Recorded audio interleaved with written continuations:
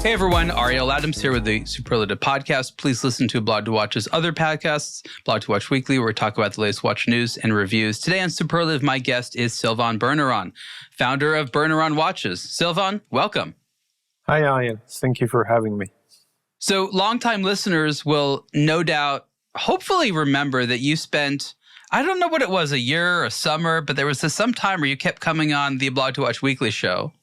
Yes, correct. And I don't actually know if you ever came on here. Like, did we ever do just a one-on-one? Because you've been podcasting with me, but I don't know if we've done like a one-on-one like this before. I'm not sure, actually. I don't think we have. I mean, to me, it felt like we did because we did all the podcasts with David and yourself and Rick. So it feels like we have, but I'm not sure if we have done a one-to-one discussion like this. Yeah. So when people now search for, you and me in a podcast, finally they'll have something that'll pop up, right? Because before, like, your name wasn't really there. And then the internet, as you know, it's like if you can't search for it, it's kind of hidden. It kind of doesn't exist. Like even AI doesn't know about it. Mm-hmm. So I'm glad you're here. But what I think is important to say is you were a very special type of guest because you, as a professional watch designer, would come on the show and you would critique other people's watch designs. That must have felt really good, right? It's a difficult line to walk on, as you can imagine. And I remember that I used to say, look, I take my corporate hat off and I speak as a collector with like my personal taste and everything, as we all have. But I always try to be honest. I think sometimes we live in a world where true talk has become very dangerous. And I tried, like yourself, because I know you play the same game. You always try to say, look, this is my opinion.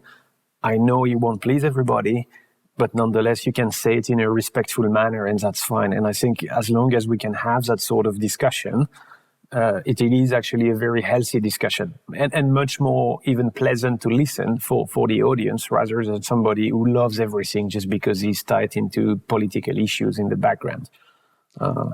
I'll give you an example I think that you'll agree with. So I'm commenting yesterday on the aBlogtoWatch website. There's an article that someone commented on. I responded to them. And I talk about this big problem that I say is the industry's own decision to overprice so much of its watches and the sort of mini crisis, which I think has resulted because of that. And the guy's like, well, I want you to name names. I want you to start talking about the brands that are actually doing it. And I say to him, look, that's a line that if I cross, I just get into trouble. I'm so sorry, but in the comments, you guys here will have to mention the names or understand from the context. My ability to even talk about this so openly has to do with this implicit promise that I don't embarrass any one brand unfairly. Because the reality is I wouldn't even be talking about this if it was just one brand doing it. It's like a bunch of brands making this poor decision at the same time, which prompts the conversation. And as you know, if you call out one brand for like a stupid design decision, it's probably 10 other brands that do it as well. There's very few brands that are like singularly stupid. There's these groups of stupidity, right? Yeah. And it's linked to that later trend where brands see the volume decreasing, probably because there is a generational issue behind. Gen Z use less watches. Maybe we could also blame ourselves, and I include myself in it, the industry, that the object might not be as connected to the zeitgeist as it should be. It's maybe not as relevant as it should be in modern culture. That can also explain a decrease in volume. And instead of addressing these issues, which are for most established brands a structural issue, like I won't give names, but if you have made 80% of your business on selling, I don't know, precision and mechanism and stuff like this, well, a $10 quartz watch or an iPhone can beat you up any day of the week. So that narrative no longer is as relevant as it used to be. And instead of addressing these problematics and trying to pivot into offering different things, for example, I will speak for myself at Berneron. I use a watch not as an instrument, but I create watches for all clients to be an expression of personal values, if you like. So when you buy a watch from us, you get to display a personal set of values, whether it is that you embody and you encourage craftsmanship, precious metal, long-lasting objects which have a lifespan which is hopefully longer than your personal life, stuff that you can pass on, maybe some designs that are not as flexy as modern culture can sometimes be. So this is what I'm all about. And every brand has its own narrative. And I think we all as brands have the duty to stay relevant, otherwise you get forgotten in the zeitgeist. Well, you said a lot of important, interesting things there, but I'm gonna help narrow down your pitch. Berneron makes beautiful watches. How about that? No, that's a personal judgment, so that's too kind. No. There is objective and subjective beauty. You try to make a watch beautiful across multiple spectrums, the visual spectrum, the engineering spectrum, the originality spectrum. Your goal is to make beautiful watches, and you know that in this market, people will pay for beautiful watches. I like to believe so, and especially in a market where it's no longer a tool, right? Because back in the day, you needed these things to be on time for your meetings. Today, they're objects of beauty. They're just objects of beauty. You attach to yourself. For somehow our human species feels powerful. Oh, that diamond is rare and shiny. If I stick it to my body, I'm more powerful now. I don't know why it works, but it does. And it has worked for thousands of years. Thousands of years. Yeah. So you're in the business, and that's why people pay you, because you don't just make beautiful objects. You have the trained eye. And of course, where you live and your connections and your training experience, you not only know how to design beauty, but to actually make it and deliver it and give someone the opportunity to wear beauty on their wrist. That's something people are worth paying a lot of money for. Yeah, true. And then, but here's my question: when you stopped your corporate gig to start doing your own brand all the time, you stopped having time for as much podcasting. And again, it's fine. You get really busy, but explain why. Explain what happens in your life where somehow being independent makes you so much less free. So, in a nutshell, I decided to quit the corporate world for the second time, for the record, because I already left BMW to go on my own. Then I went back into the corporate world because the first time I realized all the surroundings that as a business owner you have to take care of, and which I completely took for granted when I was at BMW. I was like, screw that, I'm not free enough, creatively speaking. I will go on my own and show these guys what I can do. Yeah, well, when you have to do admin and compliance and accounting and legal and supply and you realize that creativity becomes 20% of your bandwidth. If that. Yeah. So the second time when I left the corporate world, I was much more aware of all the cloud of satellite subjects that you have to take care of if you want to get a company up and rolling. And frankly speaking, considering the creative risk which I took for the Mirage, which was spending 15 years of my own savings into making one asymmetric movement entirely made of gold, which still sounds very dreamy when I say it up to this day. I didn't want to embark anybody else with me in that journey, because I was like, look, if this thing is not going to fly, I don't want to hurt anybody. I was not feeling confident to take external capital. I didn't feel confident to hire somebody do that with me, because I knew the level of risk taken was very high. And if it would go wrong, it could go terribly wrong. Because let's imagine it for a second. I pulled the trigger on manufacturing 50 movements, including the development cost and the manufacturing of it, before I had a single client, because the development cycle is 3 years. I literally spent the money. I spent close to 1 million Swiss francs with 0 client. So it's a full commitment. I could not have paid somebody on the side. I could not have taking external capital would have mean I would have to justify my choices. I don't think anybody would have let me do that with their money. which is why I decided to do it on my own. And because you do it on your own, then the cloud of satellite topics that I just described had to be carried or executed by myself. So you end up literally working 7 days a week, which I've been doing for the first 4 years of the company. Now I'm in my 5th year, and I'm slowly transitioning back into a normal working schedule. So I am happy to report that I have my weekends back now. Congrats. Yeah, and I took 1 week off at Christmas, and I'm planning to take 3 weeks off at summer, during the summer. All that because my wife, Marie-Alix, we are effectively waiting for our first kid, so we'll be a first-time father by the end of October if all goes well. So. Congratulations as well. I know what that's like. You're going to have even less time. Yeah. So I'm trying, you see, to move different pieces of the puzzle because working like an animal night and day makes sense only if you can share it with others, I believe, at the end. So I was willing to sacrifice the first years, and I think it's needed. You know that better than I do. You made your own business, and you know very well that the first years it requires sacrifice. You have no choice. I want to remind everyone this is the answer to why you don't have time for more podcasting. Sorry. I wanted to bring up something interesting because I think there's a big difference between now and in the past when it came to funding those good ideas. My understanding is that a few decades ago, someone like yourself with a well-formed idea could essentially form a partnership with a manufacturer and be like, okay, you don't know what to make, but you make stuff. I don't make stuff, but I know what to make. Let's work together. Mm-hmm. And if it's successful, you'll make a royalty and you'll have that type of business relationship.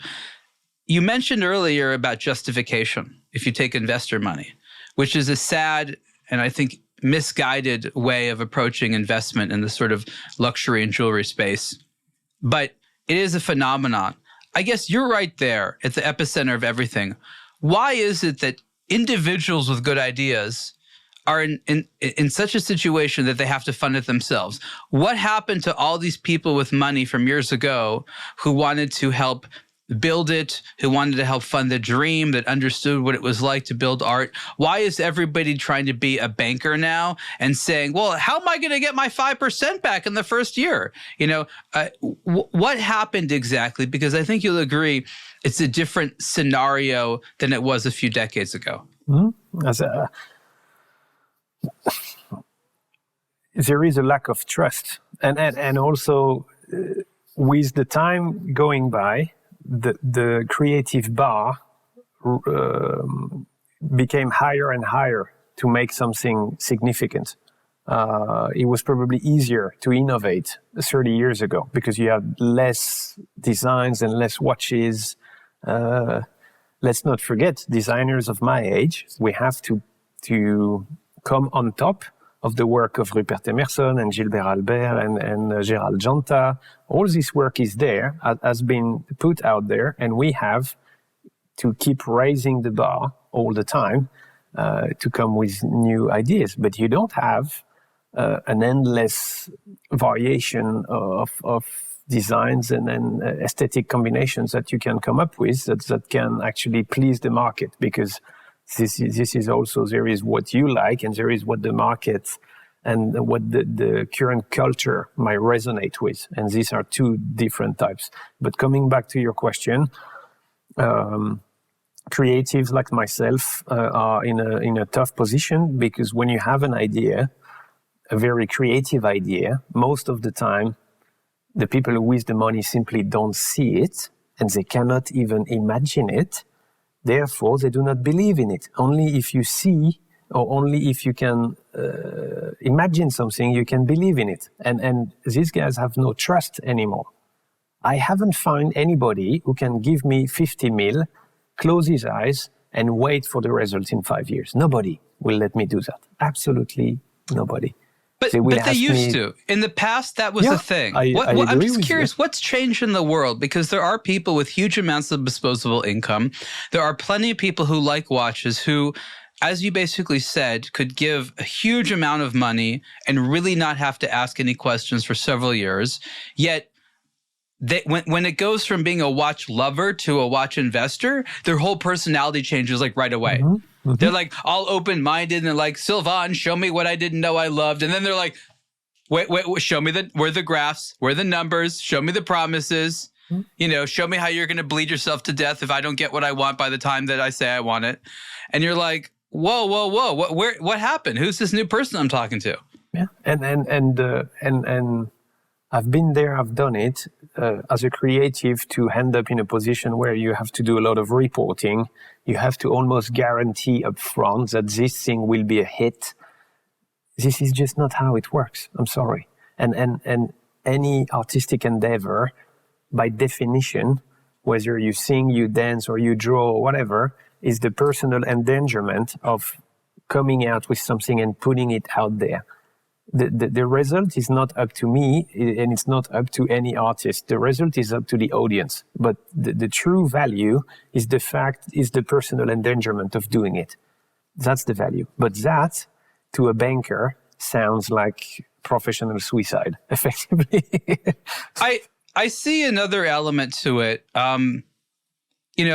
There's some type of deep psychological thing going on that's beyond your and I comprehension. But it always goes back to incentives. And I always say to myself, if somebody had more of an incentive to pour money into this, they would. Where's the lack of incentives? And I go back to my legal training in intellectual property. And I realize that one of the big issues is that when you invest in an idea, there's very few ways to protect the idea.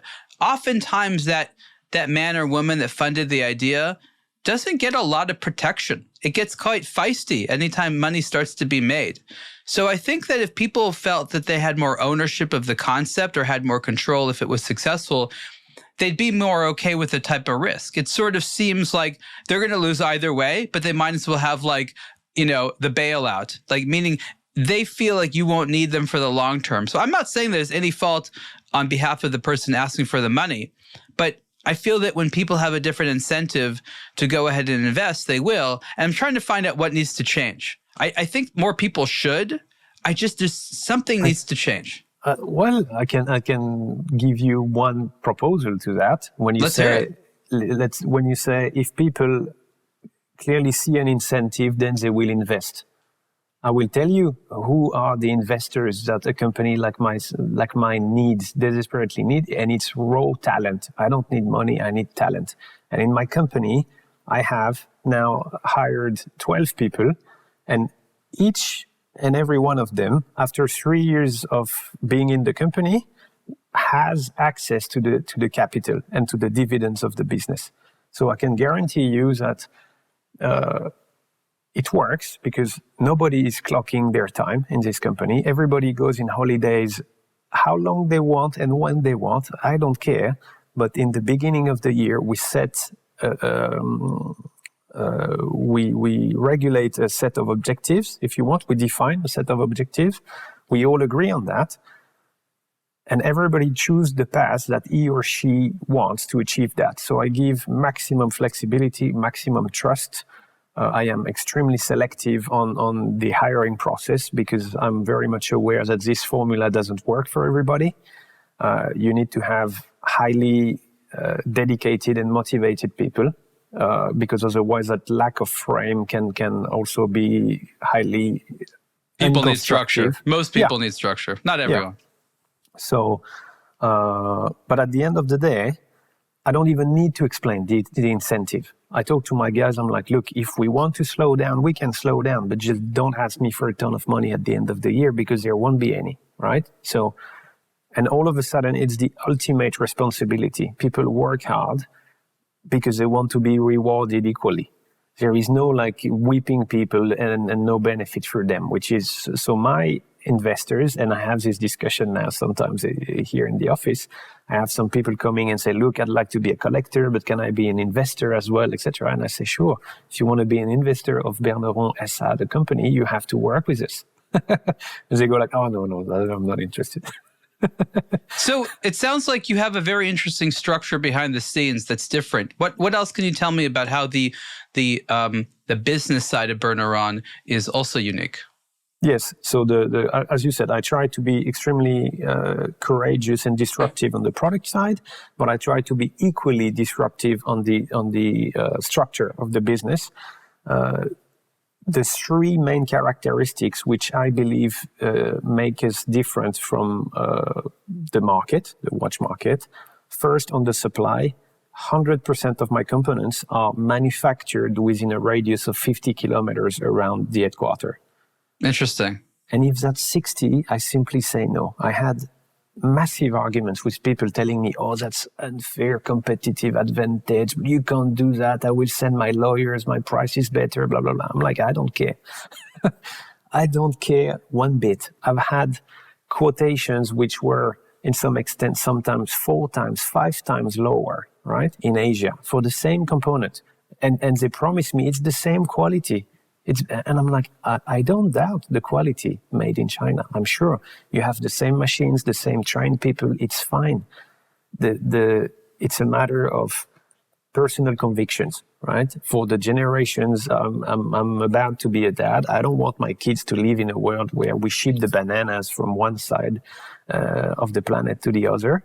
I believe in proximity, in bounding relationship with suppliers, and so that first thing. So it's like the restaurant concept. It's like farm to table, locally grown. It's the same thing, but with parts. You know. And as a matter of fact, it served me very well. I cannot quantify it because coming back to the investor, a financial guy would have told me, Sylvain, I forbid you to do this. It's 5 times cheaper in Asia. You take that quotation. And I cannot argue with that fact. Yes, we would have made more money or saved more money, but every time I have a quality issue, I drive 30 minutes or he or she drives to me 30 minutes and we get the problem solved within half a day. But you're lucky that you live in a place where every single component of a watch can be made within that distance. That eliminates most people living in most other places. So you just happen to be very fortunate. No, it's not fortunate because I also made this macro strategic decision to place the company in Neuchâtel, which is very counterintuitive to most of my competition be based in Geneva, for example, where you have no industry. So but still, if you were in Los Angeles, you couldn't do anything even remotely close to what you said. Correct. So, but true. So one factor is we make 100% of our components within a 50 kilometers radius. Second, I have what we call a responsible salary scale.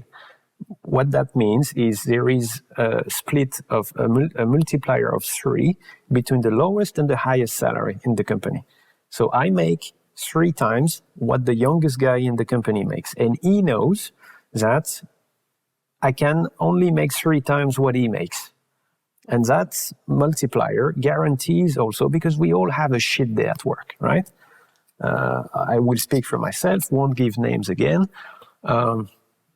When I get smashed in a meeting in my corporate career, when I get smashed in a meeting and I know that I will finish at midnight to get this stuff done, and I see the boss of my boss leaving at noon to take a plane to go on a paradise island for an extended weekend, I'm simply not pleased to see that, and nobody should be. It's not okay. It's not. It's okay. Unmotivating. It's very unmotivating. Correct. So, and in my company, again, I cannot quantify the problem of all these measures that I explained. They are very hard to quantify. So the proximity is hard to quantify. The responsible salary scale is hard to quantify. But I can guarantee you that I never had somebody in this company, despite the hard times that we went through, I never faced somebody being jealous or envious or unmotivated or somebody who had enough, who goes like, you know what, I'm no longer interested. No, it's a bold concept. It's the question everyone has is, let's see how many years it lasts. But it's a very egalitarian concept. And I strongly believe in it because it's obviously highly in my defavor. Because if I want to raise my salary, I have to raise the salary of everybody in the company. So it but has, you need them. This is an acknowledgement that you can't do it without them, and that there's no way for you to bank in until they help you build a firm structure. And they won't, because they don't care enough unless they have these types of incentives. I think you're being very practical about it. Yes, it seems noble, but you're being very practical. You've seen from the side, I'm sure many small business structures fail because of the unequalness of the motivation. You probably said, how can I avoid that? That's probably where this comes from. You simply don't want to make an obvious mistake that others seem to. Yeah, and I've been in these shoes before. And I always promised myself that if I would try to come up with a concept, I would offer or experiment on solutions that could try to solve these things. Okay, so wait. So we had the pay thing, proximity the is one miles. for the supply. Yeah, what's the 50 third kilometers for the supply. That's number one. Number two is responsible salary scale. Number three is openness of the capital of the company. After 3 years, you can own the dividend, which means depending on, we have 8 levels of salaries from S1 to S8. Very quickly, S1, S2 are young employees with little experience. S3, S4 are experts, people with multiple years of experience. They excel in what they do. S5, S6 are people with management responsibilities. So you handle at least somebody else than you in the company. And S7, S8 are people who have P&L responsibilities in the business, which means whether it is supply, sales, communication, you name it, but you are responsible for either a leg or an arm of the business.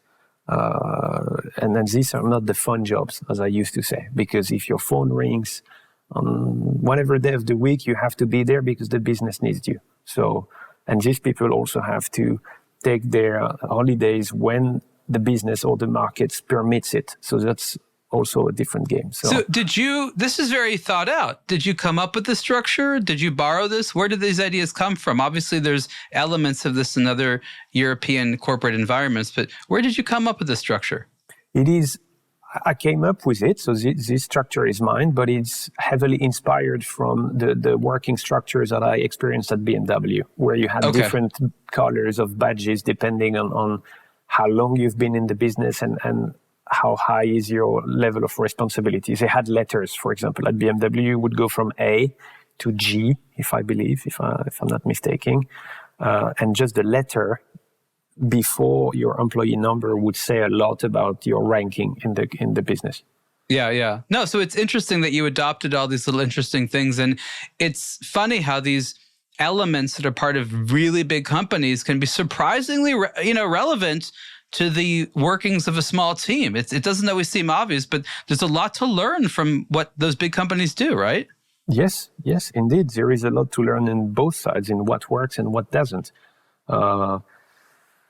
And the third thing is the possibility to have access to the dividends of a business. So you have a direct reward on how the company has behaved, and also what is very cool to understand. Now I have this for people all of a sudden shift from an employee mindset, which sometimes is frustrating for a business owner because you have the feelings that they want to take from the business. But all of a sudden, when the majority or a good part of your remuneration, of your outcome, of your income, your salary, becomes the dividends of the business you actively work for, I guarantee you, everybody has a different mindset, and we all vibrate on the same frequency, if you like. But I have to ask, how do you calculate when to give a dividend? I mean, is it a formula? I mean, because someone is saying this amount of money needs to stay for investment or for expenses or for new hiring, and this amount of money can be given out to, whatever, shareholders, dividend, people are entitled to that. How do you decide what the volume of the dividend is? Okay, very simple. We also have principles that I explain to every new hiring here. A company is made of two things. You have the physical person, which is me, Sylvain Berneron, as a human body, and you have the moral person, which is Berneron SA, the legal entity. This is how it works in Switzerland. So to make the company, you need the two. And I think the two entities have to share. So I have the responsibility to share with the people I work with the benefit. So I will split. So now, let's say you have 50-50. The Berneron SA and Sylvain Berneron both have 50%. We both need money. I need money to put food on the table for my family, and the company needs money to invest, pay the bills, pay the machines, etc.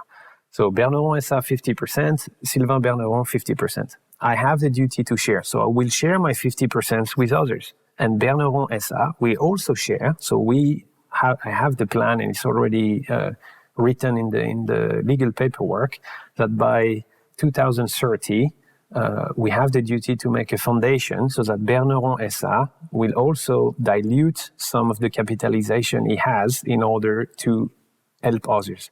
And I think I've realized, I've tried to do things on my own, and there is a limit. You have 24 hours a day.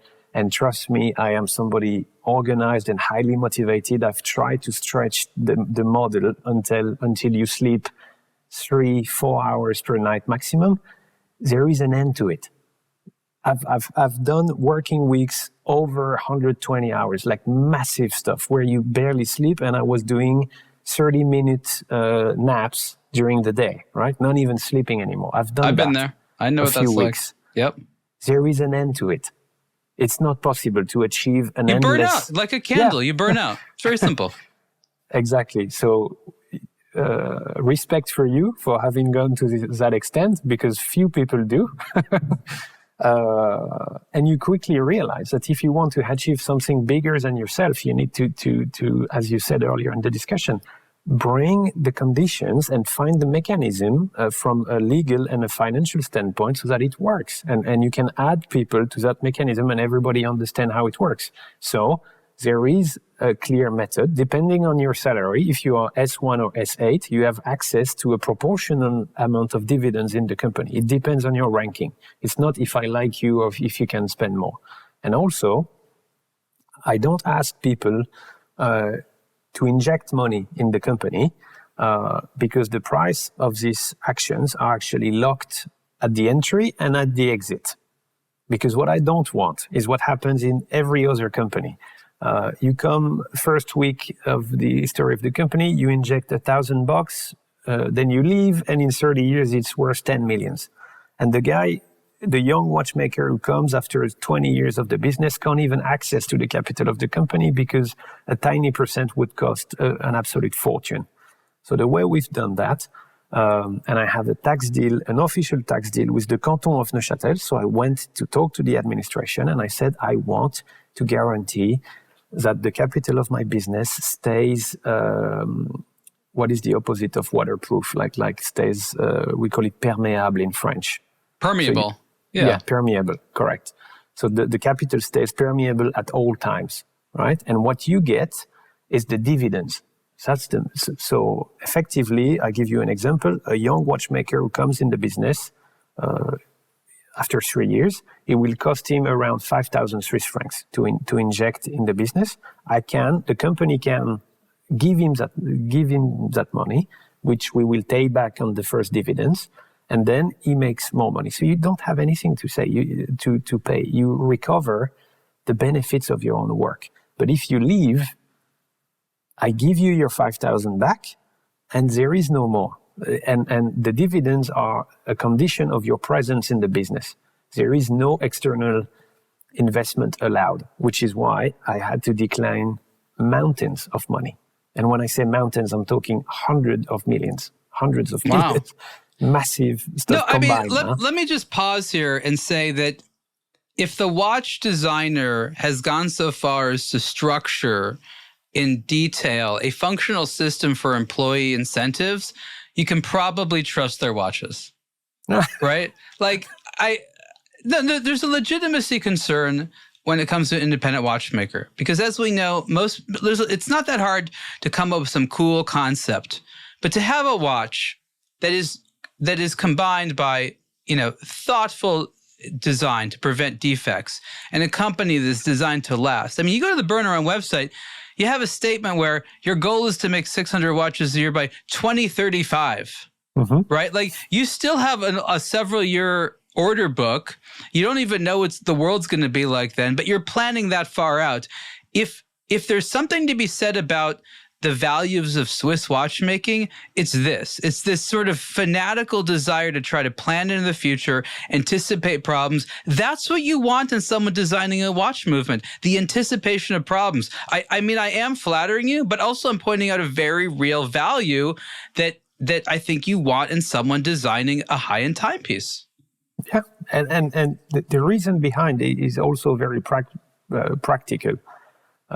The objects we manufacture here are entirely made of precious metal and have a lifespan which ideally is over 100 years.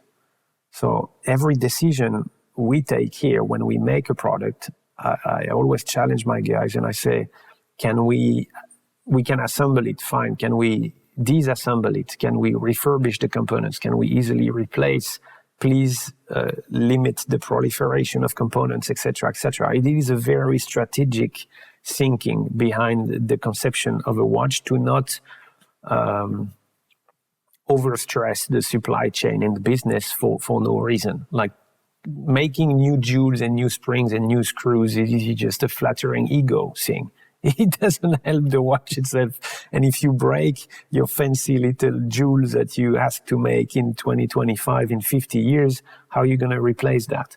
So I keep these things in mind in order to guarantee that these watches will be there on the long run. That same mindset actually generates some ideas like on the Cantier Manuel we launched last year. It's a platinum case, and we have, for example, what we call a steel layer. So I actually have 6 different components bolted onto a platinum case, which are made of 904 steel, very thin ones, which give you the best of both worlds. You have the heft and the shine of platinum, but you have on top a very thin layer of steel, which protects it from scratches and potential damage. And after 10 years, if you send me the watch for service, I can replace these components at friendly cost, and you get a watch back to its nominal sharpness, which means I don't have to polish it for you and turn it into a piece of soap after 50 years. So we are the first one to do this on a timepiece, as far as I know. I always have to be cautious with this because saying you're the first in the watchmaking industry is harder and harder to achieve, but I haven't found a similar example. And I hope that in 50 years, our Cantier watches will age very, very well and will be a testimony of exemplary durability because we are able to replace these parts. And you can acquire a watch that went through 3 loops of steel bumpers, if you like, and it's still completely sharp. That's a great story. And again, you say it so humbly and you talk about the pragmatism, and I agree, it is pragmatic, but what you're talking about is your ability to wrap your mind around a bunch of different considerations related to the company, the product, the design, the longevity, that most people in your shoes are not able to do. They're able to think about some of them, but not the breadth of topics that you are. And again, when you ask yourself, where should I spend $100,000 or more than that on a watch? I believe it should be to support the types of operations like what you're doing that have really over-engineered the process. That's what people want. But there's a lot of people taking shortcuts. And from the outside, I think it's difficult to tell because you have, and that's, I think, one of the problems these days with the direct-to-consumer thing. There's not enough gatekeepers. You could have a bunch of pretty pictures and a nice presentation, and then ask consumers for money. And that's the problem. Consumers are not necessarily historically accustomed to someone saying, here's a watch to buy, but in the background, it's not even made yet. It doesn't even work yet. I need that purchasing money to make them. And I think that there's a higher level of risk now for the buyer, more so than ever before. Used to be you had a retailer you could blame. Now, caveat emptor, buyer beware, is such a real and strong concept. And people are like, oh, poor rich guy lost his money. Well, yeah, okay, maybe. But at the same time, this is a big deal. You're buying these watches, you're waiting years, you have to fight to get in line, allocation, waiting list, blah, blah, blah, blah, blah. You want, at the end of the day, to support a good idea. And that's, again, hard to tell from the outside. I'm lucky. I know you. I've met a lot of people like you. I can tell. Most individuals can be manipulated easily and romanced by the wrong things. I think there's a real risk out there. So you know what you're doing that others don't do. I totally agree with you, and which is why I've been saying now for a couple of years, publicly and in private DMs, because I get contacted by a lot of younger people who tell me, oh, I'd love to be in your shoes. You have a booming independent watch brand. How could I get there? And I warn everybody, and I say to everybody, there is a huge difference between making a cool watch and making a strong brand.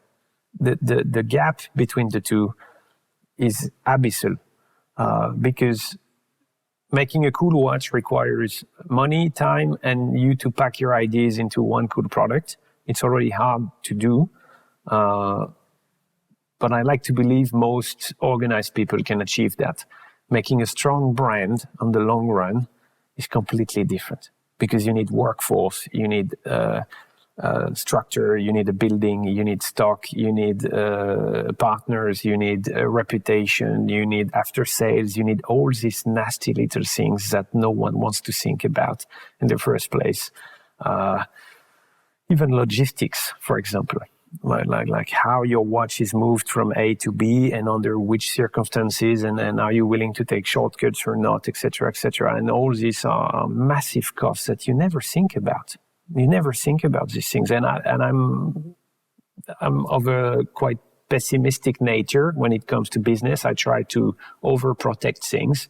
So when I made the business, I had budgeted 10% of after sales of the total of the production. I am happy to report that we are 5.5 as we speak,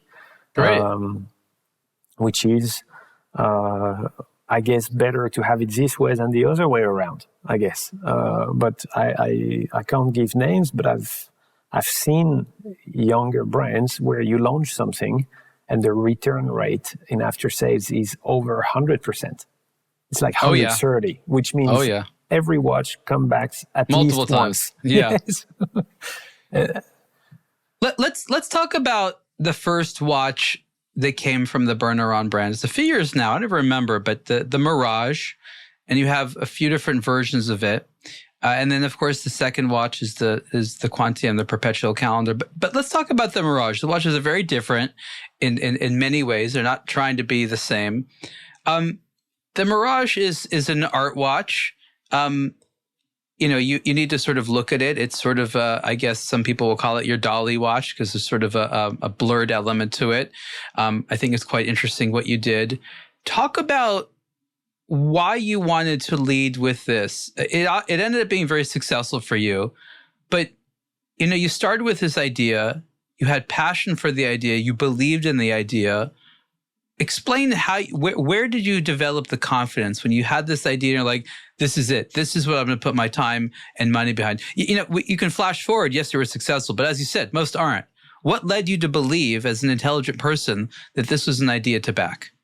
So in a nutshell, the concept of a mirage is what happens when you let the gears of a movement break free from a circle and take the space they need. That's in a nutshell what the mirage is. And then the case is wrapped around an asymmetrical train of gears. So it's really form follows function in a sense, which is the ethos of what I've been taught at school for what should be good design. It is an entirely asymmetric shaped watch as a result, which is less than 1% of the market in terms of volume. Shaped watches represent, to my knowledge, less than 20% of the market. And a shaped watch, so an asymmetric watch, is less than 1%, completely asymmetric the way I did. So as you said, to start a business with a product that represents less than 1% of the global sales is not very smart. That being said, I had the privilege to work in big companies like BMW and Porsche and the Richemont Group, etc. And I have the firm gut feeling that true luxury and good creativity must retain an irrational factor to it. I give you an example which is very famous. Coca-Cola is the most consumed drink, if you like, soda, and the biggest enemy of Coca-Cola. Now, so Coca-Cola comes in a large can and is very cheap. And what is the biggest concurrence is actually Red Bull, which is in a much smaller can and much more expensive. And they are really an opposite of the two. And if you would try to beat Coca-Cola, would you do Red Bull? I'm not so sure, in a marketing room. So that's what I'm not trying to compete with anybody. What I'm saying is the Mirage creative concept of wrapping a case around a train of gears seemed to me interesting enough from a creative standpoint to put it out there, regardless of the output of the market. So somebody could have told me, look, Sylvain, it's horrible, but I'm happy it exists, and we are not going to buy this, and your company will go bankrupt after 6 months. That was the risk I effectively took. But I believe it was worth giving it a try. And because this approach was so different from how you make a regular watch, it actually triggered the interest of highly seasoned collectors like Auro Montanari and Ronnie Madvani, Laurent Picciotto, Bader Belsalah, Nadine Ghosn. I was so honored to have the true interest of collectors like these guys who have been collecting for decades, for most of them, and I've seen everything. Like you don't please easily somebody like Ronnie Madvani because God knows he has hundreds of cool, most of them unique or very limited series Cartiers and Pateks and etc. So I was truly touched. But let's thank you. Well, let's break that apart a little bit. You recognize that most of the people in the space try to emulate what already works. You came up with an idea that you individually believed in. You liked it yourself. You're like, you know what? I know good design and I think it's cool. And by definition, you wanted to have something that wasn't popular in the market. Therefore, it had originality and distinction, which is what ultimately a lot of collectors want. It's that thing that they haven't seen yet, which is exciting to them. And because you know the market so well, you know what they haven't seen yet. So you know beauty, you know originality, and you know the right people. That plus a lot of luck. But those, I think, were some of the necessary components. Would you agree? Yes, and you're right to mention luck. I started to develop this movement in 2020, this project, and we launched it in 2023. During the entire development phase, people told me, but Sylvain, the market wants steel integrated watches. Why are you making asymmetric gold dress watches? You're completely out of the demand. And he was completely right. But I think anticipation is also part of taking the risk. For example, I will launch next year a jewelry collection. God knows if the timing will be correct or not. But I started the development of this collection already 18 months ago. Like women's jewelry, men's jewelry, both? No, unisex. The notion of gender is completely absent of our brand. Okay. Interesting. And I'm excited to see that. It's called Fiasco. That's the name. Yeah, I saw that name on the website. I hadn't been familiar with that. That's a great name. So more, I guess, logical destruction. Yes, let's see. Let's see how it works. All I can tell you is, again, in terms of creative juice and creative output, it is really out there. Here's where I really want to talk about what I think at least from the outside, looks like the luck part. And I'm not saying you didn't deserve this, but there are other companies in the same shoes as you, but what they don't have that you have is these people, as you said, trying to give you money. The biggest problem for most companies to start of a fresh idea is that they have to put the most effort into getting customer attention, and they end up diluting what they're trying to do because they're forced to spend so much time convincing people to spend money. They make compromises, et cetera, et cetera. You, from a very early point, were able to get a hugely supportive group of people that had money to give you, patience before they expected anything. It's not that you're not deserving, you totally are, but these are the special X factors. These are the things that no one else, despite how much they try, can replicate. And I think you'll agree that having the lowered worry about finances, don't get me wrong, it's not you weren't worried about money. You had to spend it all correctly and things like that. It's still very delicate. But this assurance that there was someone there that wanted to push you to the next level, that must have made all the difference. Now it actually does, because the company is indeed very liquid, because we have 3 years of production already acquired in the business, if you like. So now it's a complete different topic. Back then, I think the combination of my excessive approach to the product, like I was this young guy spending his own money and yet doing gold spring bars, for example. And I had multiple collectors or prospects at the time telling me, oh, wow, okay, so, and you say you spend your own money and you make gold spring bars. And they're like, okay, I'm in. because this guy is completely nuts. Either the watch is going to work and it's going to be amazing, or it's going to be the most epic fail ever. I think this is what they were thinking. And so that, I think, extremely passionate approach to things. Like I had I went to my wife and asked the permission to blow 15 years of my own savings, which is all I own, right? And I told her, look, I know we are married. If I screw this up, I won't be the guy who can buy a house with you or do these things. Like, please be aware, it can turn out very, very bad. I had friends who told me, Sylvain, you're chief product officer at Breitling, 34 years of age. Is that not enough? Why the F do you want to look for more problems? Yeah. and I had all this, and then effectively I'm not looking for more problems. I'm just trying to, I guess, make a cool watch and deliver more creative output. I'm a designer. This is what I'm paid for. And I think, especially I work in an industry which is guilty of mitigating risk all the time. Let's put in parallel the times of Albert Gilbert, Andrew Grima, Gérald Janta in the 70s. It was a fireworks of creative shapes and colors and textures, etc. The brands were not scared.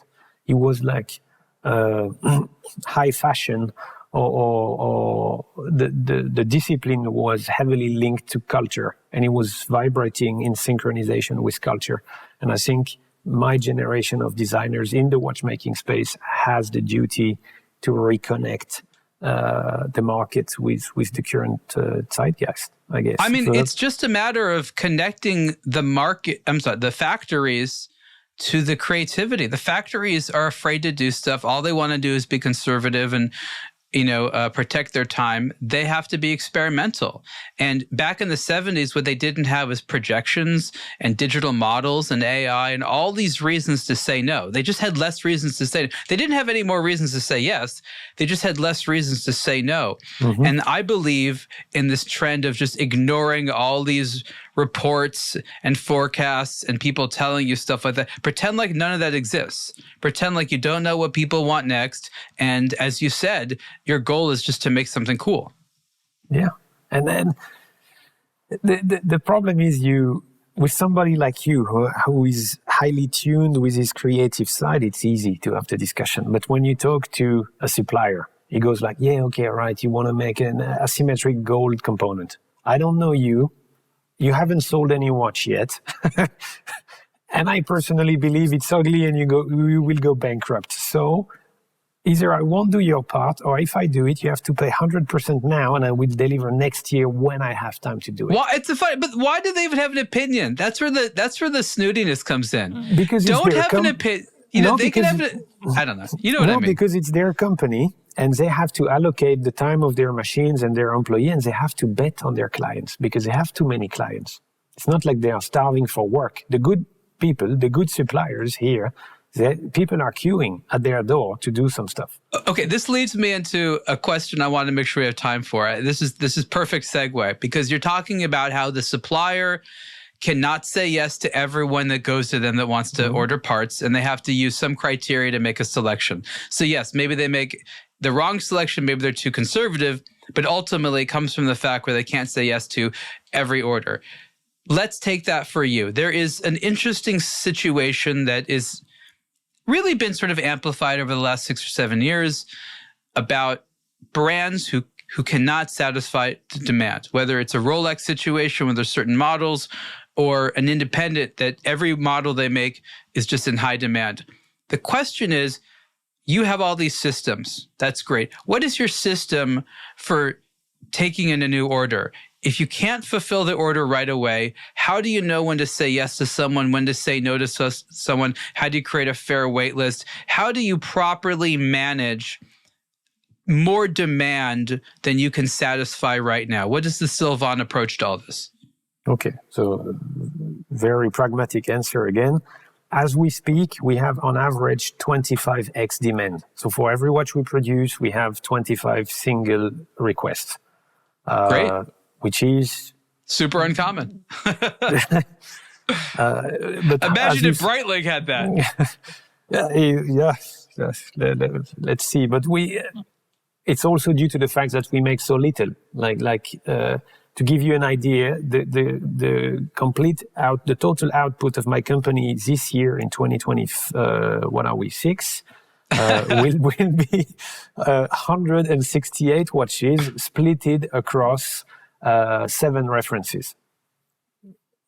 So that's on average 25 pieces per head or something. Yeah. So it's nothing. And they are all individually numbered.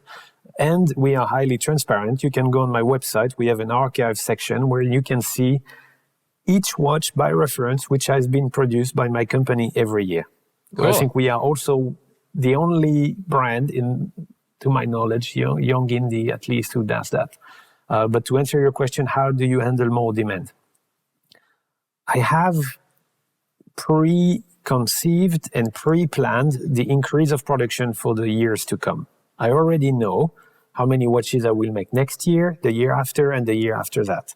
So that allows me, that opens some slots, if you want, of productions that I can put a name in each box, if you like. It's a box ticking exercise. Once the grid is full, we go to the next year of production. That means I have zero flexibility when it comes to making an extra limited edition or 10 pieces more or whatever. I have zero flex for that. That's the downside to it. That leads me to, for example, these days, we are finalizing a few allocations for 2029. And then once I have 3 years of orders full, I close the order book because I don't want to overextend my commitment, especially these days due to the fluctuation of the price of precious metals, for example. I consider 36 months is the maximum I want to swallow as a level of risk. Right. And you get an allocation from me, which says Berneron SA will deliver in Q4 2029 this piece, this number at this price. That's how we do it. When the order book is full, we close the order book and we open a wait list in order of arrival. And when we reopen the order book, we contact prospect number 1 on this list. Now we've opened the order book. Are you still willing to come for an allocation? So I have wait list with hundreds of people in different wait lists. And when we open the order book, I'm always the first one, literally amazed by how solid the first interest was. I give you an idea, an example, and this I haven't said publicly yet. But I'll have to break the news at some point. So we launch one product every year. This year, we will launch the Mirage Miroir, which is an open work version of the existing Mirage. Out of good faith and courtesy, we have contacted back the people who were on the wait list for the first Mirage to say, hey, this wait list is now closed because we have allocated every watch that we plan to manufacture, so you will never get this watch anyway. Out of good faith, we plan to launch this year an open work version. Would you be interested to it? So we contacted these few hundreds of people who were on this list, and we have, as we speak, effectively already allocated 3 years of production for the launch that we're going to do in September. So I've sent a private document, PDF, with the pricing, the visuals, etc. It's not even public yet, and we already have in the bank account of the company 50% of the 3 years of production that are to come. So we are talking 27, 8, 9. Incredible. But you make it sound simple, but the others don't do that. There's a bunch of politics, a bunch of people pushing to get ahead in line, a bunch of favoritism.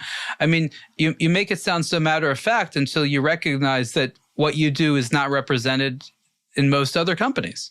I've heard that. Like the transparency we practice is highly appreciated by most of our clients.